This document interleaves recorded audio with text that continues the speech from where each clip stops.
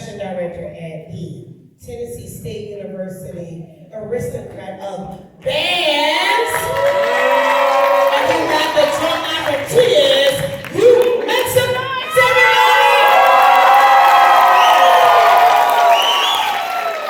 Thank you all so much. Thank you. I am Dr. Greene. I am the Assistant Director of Bands and Director of Percussion at Tennessee State University. Tennessee State University, let me not cover up the antenna. And so we have a couple things prepared for you, but before we get into the actual playing, I'll talk about a little bit about what we do. So what we do in Nashville, what we do in Mississippi, what we do in Alabama, actually some parts of Georgia, I'm missing some places, I think that's it. We do what we practice what's called a swag style of drumming. It is not to say that we're all swag schools, but that the style that we play has been categorized by the former swag style, because now the swag has expanded to include FAMU, to include Bethune-Cookman as well. So that style of drumming is aggressive. It is very rigid at times. It is very in your face. A lot of what we do is manipulating rudiments, a lot of call and response. As you see, we have 4 unison basses, so we march unison basses. I'm a fan of tonals, but for what we do, it just won't work. So we have 4 unison basses, and we have single tenor drums.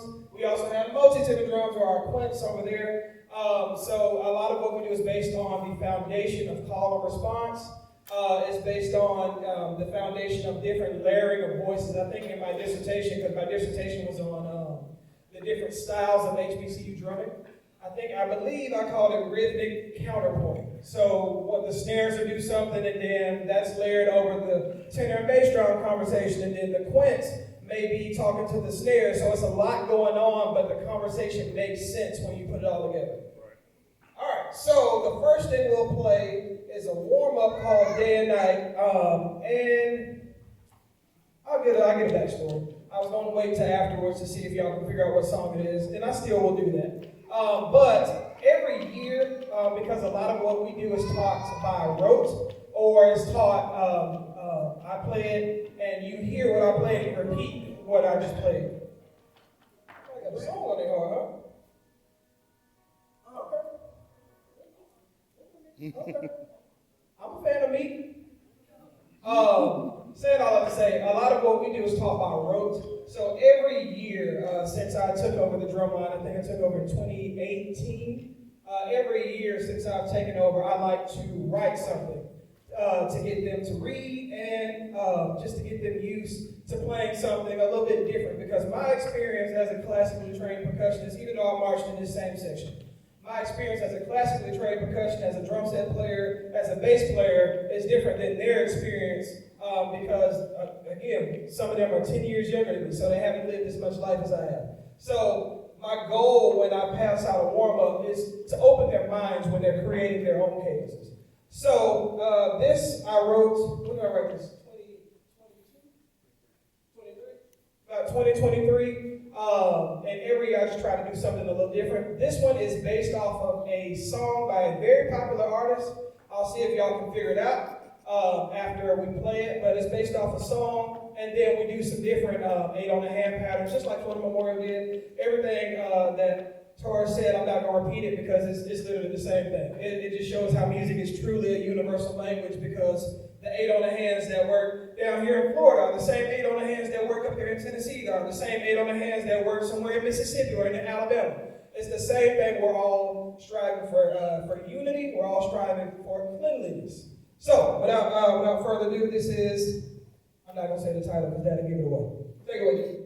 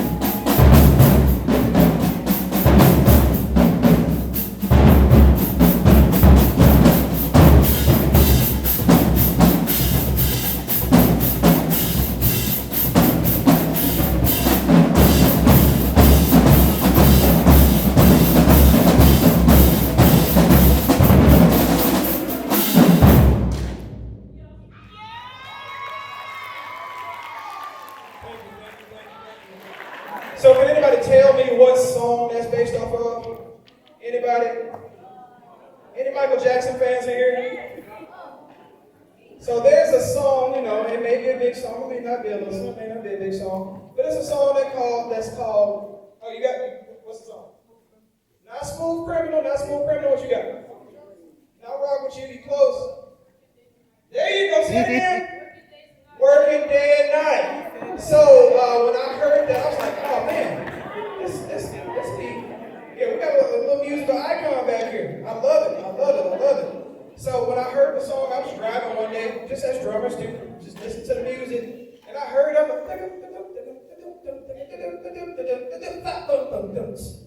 want to make this into a warm-up. Why not? We're going to write a cadence out of that. And so I went to Sibelius and charted it out, and typically when I'm writing warm-ups, they're for a couple of reasons. One is to build that call and response between sections. We do a lot of call and response between our basses and tenor drums, so a lot of our warm-ups are going to be conversational with them, just to build that chemistry. Because if your basses and tenors are conversational and they're not in chemistry, they don't really mess with each other, you can tell. Especially with some of our things, we do what's called rhythmic hocketing, which is fitting rhythms together as close as a 16th note at certain times. So sometimes the bass will have 2 16th notes and the tenor drums will finish it. Or they'll split a 16th note triplet or an 8th note triplet or something like that. The bass drums, not bass notes, may have an 8th note triplet and then the tenor drums will come in on that second beat with the same triplet. So I really try to reinforce that with them, and then we do some different dynamic things just to build the musicality of the line. And then lastly, my quints. So in the spot style, typically our quints are tonal. They're used to accent they're almost like tenor drums. They use that multi-tenor drum, they take that tenor drum part to heart. And I say they, but I mean we take that tenor drum part to heart, and they just are 5 tenor drums sitting on their lower stomach. But one thing that I have always admired about, because I'm a big drum corps fan, I know Mr. Lovely mentioned Santa Clara. I'm a huge fan of Santa Clara. Every time they come to Murfreesboro, I try to go see them for the summer games. But I'm a huge fan, and one thing I've noticed is that the quints, they have nice hands just like the centrals. So one thing I like to do, I don't want to change what we do, but I do want to scaffold and build on top of what those students already know. So a lot of my warm-ups I write to challenge them. And I write them, and as I'm writing, I'm imagining their response. So a lot of times when I'm writing stuff, I just start laughing out of nowhere. I can already, Prof, what is this? Prof, come on, Prof, what we doing? What is this? Who wrote this? Why did you? So I'm anticipating those responses, and a lot of times I write it to elicit that response from them. Because I know it comes with complaining, and then it comes with acceptance. Once they accept it, now we can start working on it. And once we start working on it, I can start building on it. Make sense? Cool. Any questions? So that is our warm-up process. Typically, that will come last. I try to incorporate some kind of groove just because I want to keep everything interesting. Typically, that one will come last. We do a diddle warm-up. And in that diddle warm-up, that one is a little special to me because we literally get to play around with different parts. It has a specific part, it has an ostinato, if you will, and then sometimes we'll go through and change the parts. The bassists will go through and they'll change what they're playing. I'll tell you what, we're just going to demonstrate. I'm doing too much talking.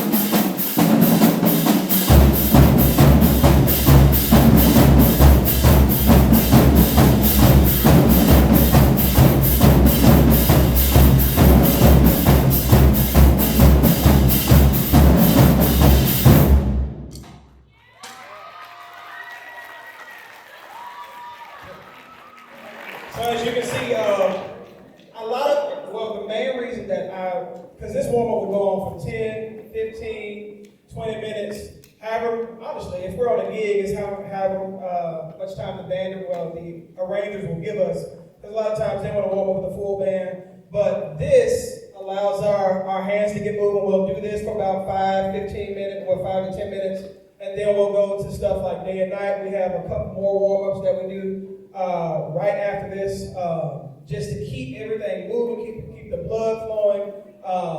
And so the main reason that I enjoy this warm-up is because it forces them to be creative. It forces improvisation right in the moment. That's important because we play in a school year, we play probably anywhere between 100, maybe 125 different songs. That includes stuff on the field. That's about 10 to 15 songs based on the length of the field show. Then you got pregame, then you got stuff that you're playing in the stands, then you got stuff that you're playing in the fifth quarter, you got zero quarter, you got in-game stuff, you got traditional stuff, you got non-traditional stuff. It's a lot of parts that have to be created, and it's very important that creativity, that improvisation is reinforced so that when we pass out one song and then we pass out another song, the parts don't sound the same.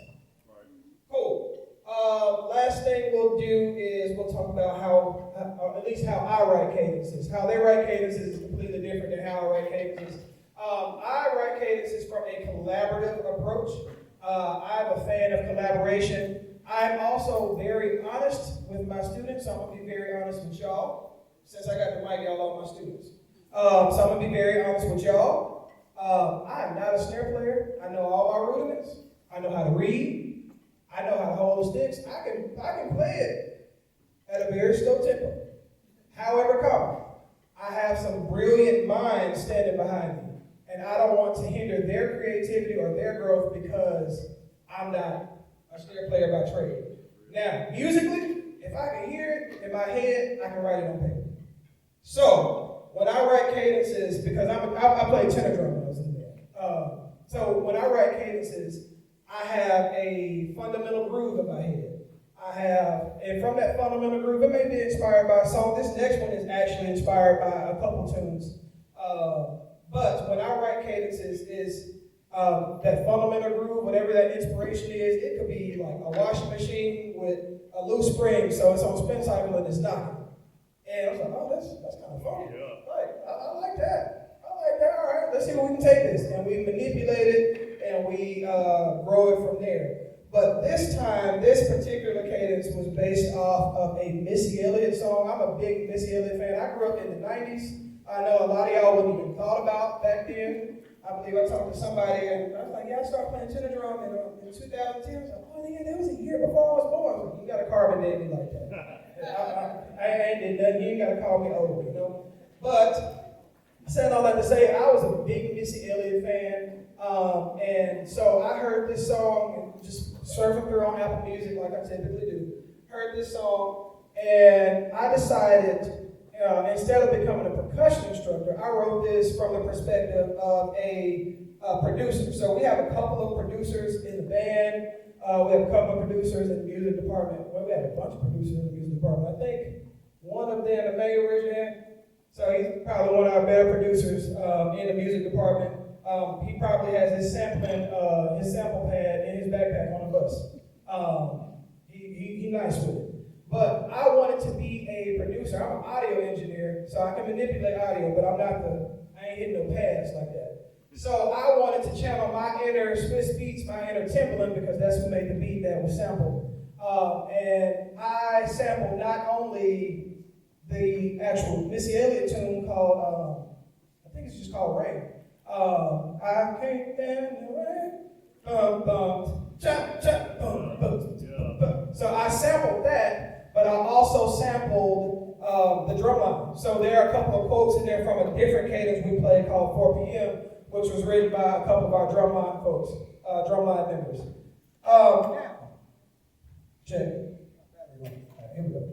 All right, so now I came to them, and typically I'll come to them with the bass part is made, the cymbal part is made, and I'll talk about the cymbal part in a minute. The quint part is made, And the snare part is made for the most part. I write in the parts, I'm like, hey, cool, this is a sketch, but I want this. This is a sketch, but I want you to keep that.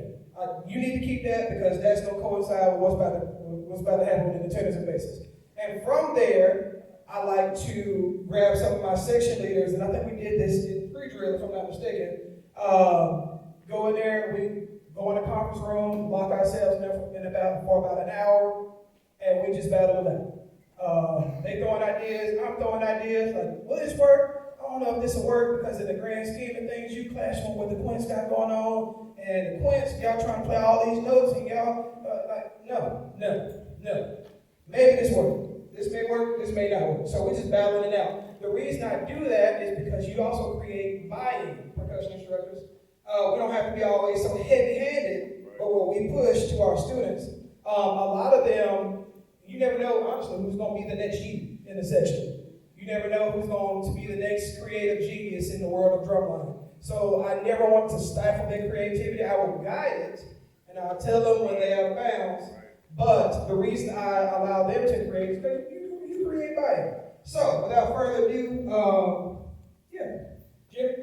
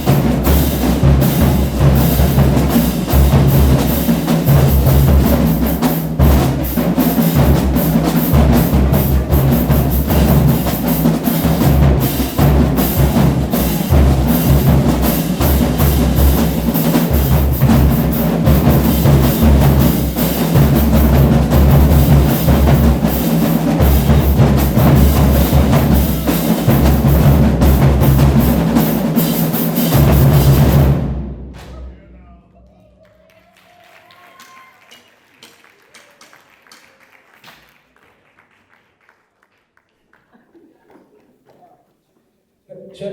I think that's all we have for you. Are there any questions? I'm going to give y'all 4 more later on tonight.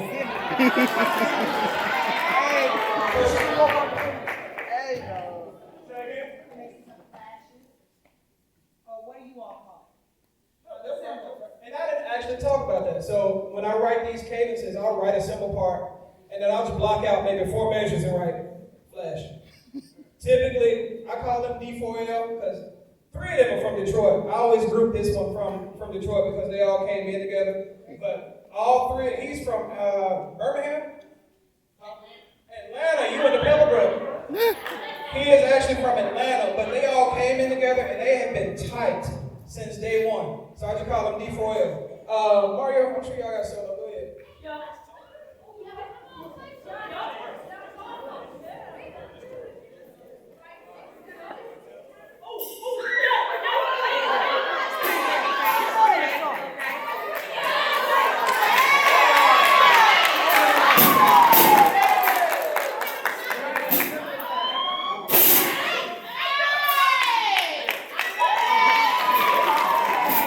Thank you. Any other questions?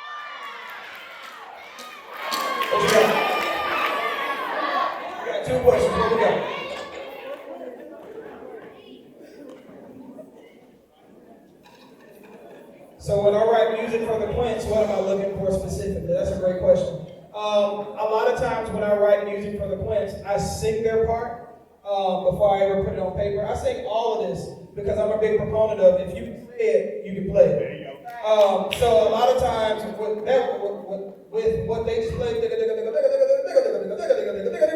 I sung that in my head. I was like, okay, I think they can do this because I'm sitting at my computer writing this. I'm moving my hands like, I think they can do this. We're going to see when I pass it out. But typically, I'm just hearing it in my head. Can they play a solo? I got you. Give me a second. What you got?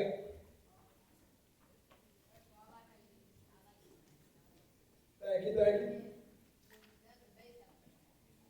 All right, so we got a quint solo request, we got a bass drum solo request. I got you. What else you got? Any other questions? Yes. Those aren't My questions. last question. And a tenor drum solo. Those aren't questions. Right. All right, so we got quints, basses, and Xavier, I guess y'all get to show me your tenor solo. All right, quints, y'all look first.